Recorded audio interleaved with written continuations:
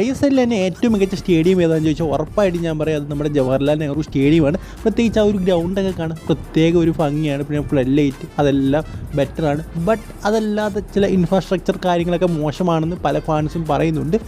But ഞാൻ അവിടെ പോകാത്ത ഒരു വ്യക്തി ആയതുകൊണ്ട് തന്നെ അതിനെക്കുറിച്ച് കൂലറിയിൽ നമ്മൾ TV കാണുമ്പോൾ എല്ലാം മികച്ചതായിട്ടാണ് തോന്നുന്നത്. എന്തായാലും ഇപ്പോൾ കേരള ബ്ലാസ്റ്റേഴ്സിന് ലൈസൻസ് കിട്ടാതിരിക്കാൻ കാരണം നമ്മുടെ JLN സ്റ്റേഡിയം ആണെന്ന് പറഞ്ഞു കേൾക്കുന്നു. എന്തായാലും അതുകൊണ്ട് തന്നെ ചിലപ്പോൾ മിക്കവാറും കേരള ബ്ലാസ്റ്റേഴ്സ് JLN വിടാനുള്ള സാധ്യതകളുണ്ടെന്നാണ് നമുക്ക് അറിയാൻ സാധിക്കുന്നത്. JLN വിട്ട് എവിടേക്ക് പോകും എന്നാണ് എടുത്തു പറയേണ്ടത്. കോഴിക്കോട് പോയി കഴിഞ്ഞാൽ ആ ഒരു സ്റ്റേഡിയം എന്നൊക്കെ പറയുന്നത് അതായത് ISL ക്വാളിറ്റി ഇല്ലാത്തൊരു സ്റ്റേഡിയമാണ്. വേറെ സ്റ്റേഡിയമൊക്കെ ഉണ്ടോ എന്ന് ചോദിച്ചാൽ തിരുവനന്തപുരത്തെ സ്റ്റേഡിയമുണ്ട്. ഒരു ക്രിക്കറ്റ് സ്റ്റേഡിയമാണ്, വേണമെങ്കിൽ ഒരു ഫുട്ബോൾ സ്റ്റേഡിയമാക്കി മാറ്റാം.